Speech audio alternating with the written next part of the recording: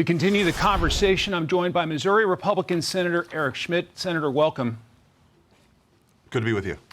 Your colleague, Senator Amy Klobuchar of Minnesota, spoke today. I want to play it. I'll get you to react. This has gotten totally out of hand with threats against members of Congress. In 2016, there were like 1,700 of them. Last year, over 9,000 of them. In light of this weekend's news, how concerned are you about political violence today? Well, this is a tragic incident that sort of highlights, I think, an undercurrent where you are seeing an increase in this kind of political violence. As a former prosecutor, as a former attorney general of Missouri, I wouldn't want to speculate too much, get too far ahead of the investigation, but this clearly looks like a targeted political assassination, and there's just no room in this country for that.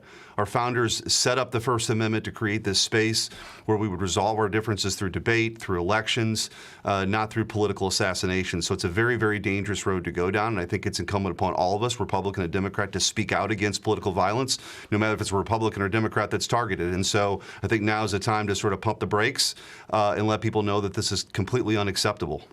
U.S. Capitol Police briefed lawmakers yesterday after this terrible tragedy. Do you expect additional steps will be taken to protect members of Congress going forward?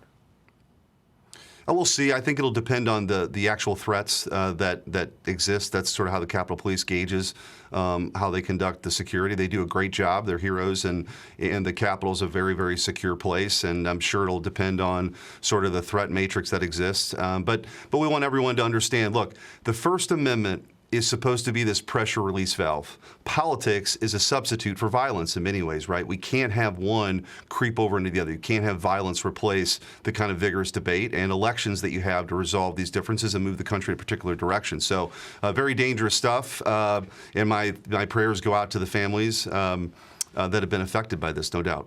Do you worry about smart, talented people leaving public life with families deciding it is no longer worth it?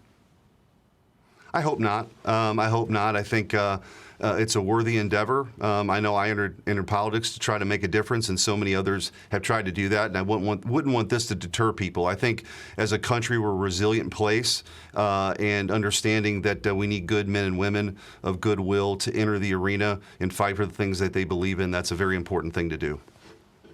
It is Father's Day. You are a father of three.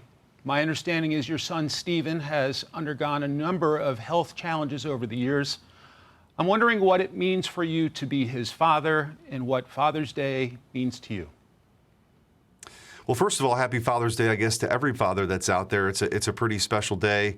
I've had, a lot of jobs in my life, Attorney General, U.S. Senator, but the most important job I'll ever have is being a dad to Stephen, Sophia, and Olivia. I had a great role model in my dad, who was just a wonderful, encouraging father. And the girls, Sophia and Olivia, are special and unique in their own way. But you mentioned Stephen. He was born with a rare genetic condition. He's nonverbal. He has seizures nearly every day. And I think about Stephen a lot. He was really my inspiration to try to make a difference, to do something more than what I was doing before. And although he has no words, we lead him from place to place, but he's taught me a lot and really led me and anybody that's ever met him to a greater understanding of what really is important in life. So I'm very grateful on this Father's Day for Stephen, my kids, and just being a dad. God bless Stephen and your family. Senator Schmitt, thank you very much for your time. We appreciate it, sir. Thank you. Hey, Sean Hannity here. Hey, click here to subscribe to Fox News YouTube page and catch our hottest interviews and most compelling analysis. You will not get it anywhere else.